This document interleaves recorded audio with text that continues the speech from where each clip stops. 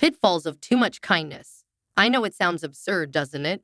But bear with me, fellow Stoic, for there's a lesson from the ancients that we might have overlooked in our modern quest to be the kindest version of ourselves. You see, the Stoics, those wise old souls from ancient Greece and Rome, had a thing or two to say about the balance of virtues. Stay strong, they'd advise, but concentrate on virtue. And while generosity is undoubtedly a virtue, like all good things, the age of the internet, where the world is at our fingertips and kindness is often championed as the ultimate virtue. But have you ever paused to consider the potential it can be taken to an extreme? Overgenerosity, my friends, can sometimes backfire in ways we least expect. Now, before you raise an eyebrow and think I've gone off the deep end, let's embark on a journey together. A journey where we'll explore 8 unexpected ways that an overflow of kindness might just trip us up. We'll dive deep into the teachings of Stoicism, drawing wisdom from the likes of Seneca, Epictetus, and Marcus Aurelius.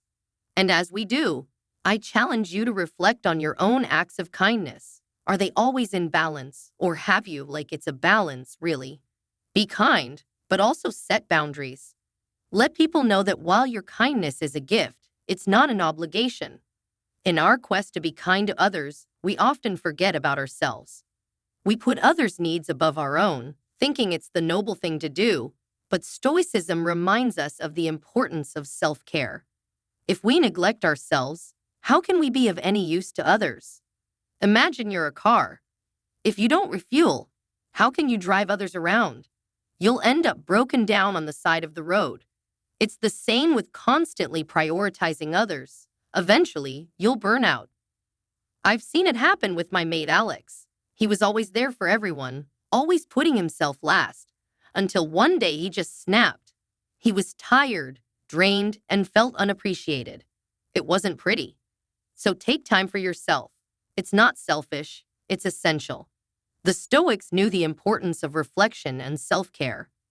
After all, a well-maintained soul is better equipped to handle the world's challenges.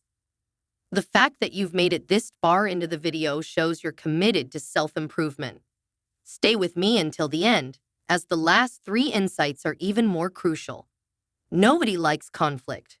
It's uncomfortable, awkward, and just plain unpleasant. So, in our bid to be kind, we often avoid it. We let things slide, keep our opinions to ourselves, and swallow our feelings. But Stoicism teaches us that sometimes conflict is necessary.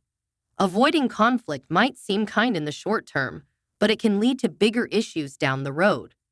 Small annoyances can fester into deep resentments, and unspoken feelings can lead to misunderstandings. Remember that time your flatmate kept leaving dirty dishes around? Instead of addressing it, you cleaned up after them, thinking it was the kind thing to do. But over time, your annoyance grew, and one day you exploded over something trivial. The Stoics believed in facing challenges head-on. It's not about picking fights, but addressing issues before they become problems. It's kinder in the long run, both to yourself and to others. Generosity is a virtue, but like all virtues, it can be taken to an extreme. In our bid to be kind, we sometimes give more than we can afford, whether it's time, money, or resources. While anyone? The Stoics believed in moderation. It's about finding the balance between giving and retaining. I once knew a woman, Sarah, who'd always lend money to friends. She wanted to help, and it felt the intention is noble. The outcome can be detrimental. Think of it this way. If you keep draining your bank account to help others, eventually you'll go bankrupt. Then how can you help good? But over time, she found herself struggling financially. And when she needed help, those she'd assisted were nowhere to be found. It's a harsh lesson, but an important one. Be generous, but also be wise. Ensure your own needs are met before helping others. It's not about being stingy. It's about being sustainable. The digital age has transformed the way we perceive and express kindness. While many share their good deeds online, it's essential to question our motivations. Are we acting out of genuine compassion, or are we seeking validation? Marcus Aurelius once said, Waste no more time arguing about what a good man should be. Be one. This timeless wisdom reminds us that true virtue lies in our actions, not in the recognition they receive. Sharing our deeds can inspire others, but it's crucial to ensure our intentions remain pure. When kindness becomes a transaction, its authenticity wanes. The Stoics taught that instead of seeking external validation, we should focus on the intrinsic value of our actions. By doing good for its own sake, we embrace the true essence of virtue. Well, there we have it, the winding road of kindness with its unexpected twists and turns. Who'd have thought, right? In our world of likes, shares, and endless scrolling, it's easy to forget the age-old wisdom of the Stoics. But as we've seen, their teachings are as relevant today as they were centuries ago. Now, fellow Stoics, as we stand at the crossroads of reflection and action, I invite you to share your thoughts in the comments below. Have you ever found yourself caught in the snare of excessive kindness? Your stories are the stars that light up this Stoic community, guiding and inspiring fellow travelers on the path of life. And hey, if you've enjoyed our little journey today, why not show some love? Hit that like button, subscribe, and don't forget the notification bell. You wouldn't want to miss out on our next video, would you? So until next time, remember, be kind, be wise, and always be authentically you. To watch more Stoic wisdom videos, select one of the videos that will appear on your screen now. Cheerio. Many of us occasionally tip the scales. If you're new here and this sounds like a journey you're eager to embark on, then give that notification bell a good old ring and subscribe. Go on, I dare you. Together, we'll navigate the intricate dance of virtue, finding the sweet spot between too little and too much. Fellow seekers of wisdom, stay with me as we dive into the unexpected pitfalls of overgenerosity, because sometimes the most profound lessons come from the most unexpected places. We've all been there, haven't we? You're at a friend's gathering, and someone mentions they're moving house next weekend. Before you know it, your hand shoots up, "I'll help." But deep down, you're already swamped with your own tasks. The Stoics believed in living in accordance with nature, which means understanding our own limits. Overcommitting isn't just about stretching yourself thin. It's about not being true to yourself. Imagine life as a teacup. Each commitment, each promise is a drop of tea. Pour in too much, and it overflows, making a mess. The Stoics would say, know the size of your cup. It's not about being unkind. It's about being kind to yourself first. Now, I'm not saying don't help your friend move, but maybe offer to help pack a few boxes instead of committing to the whole day. It's the little gestures that often mean the most, and they're much more manageable. Remember that time you promised to help at the school fair, attend a birthday party, and visit your grandma, all in one day?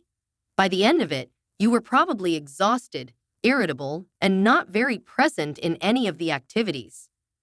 That's the weight of overcommitment. So next time, pause before you promise.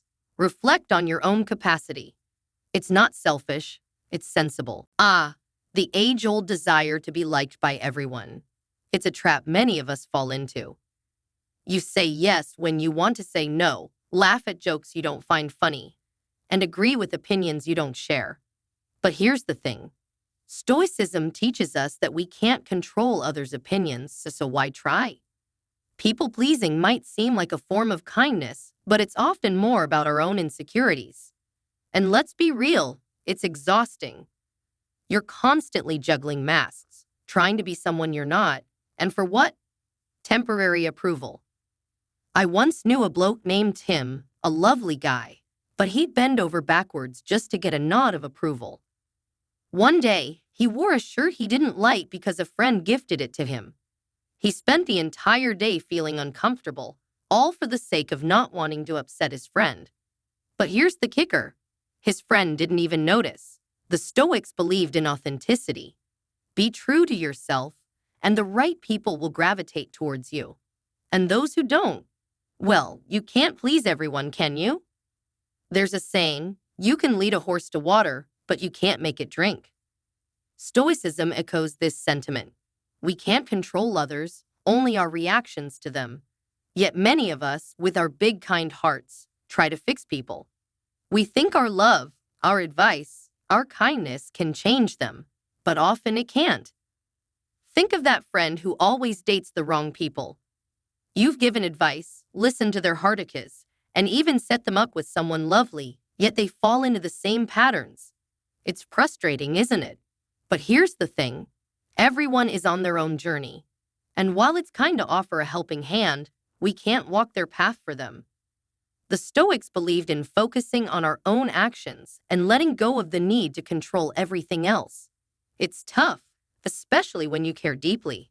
But sometimes the kindest thing you can do is step back and let people make their own choices, even if they're mistakes. Kindness is a beautiful thing, but like all good things, too much of it can be harmful.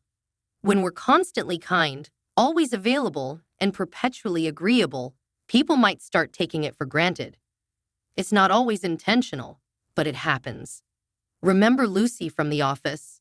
She'd always bring in homemade treats. At first, everyone was grateful, but over time, it became an expectation. The one day she didn't bring anything, there were murmurs of disappointment. Poor Lucy felt unappreciated and hurt. The Stoics teach us about the impermanence of things.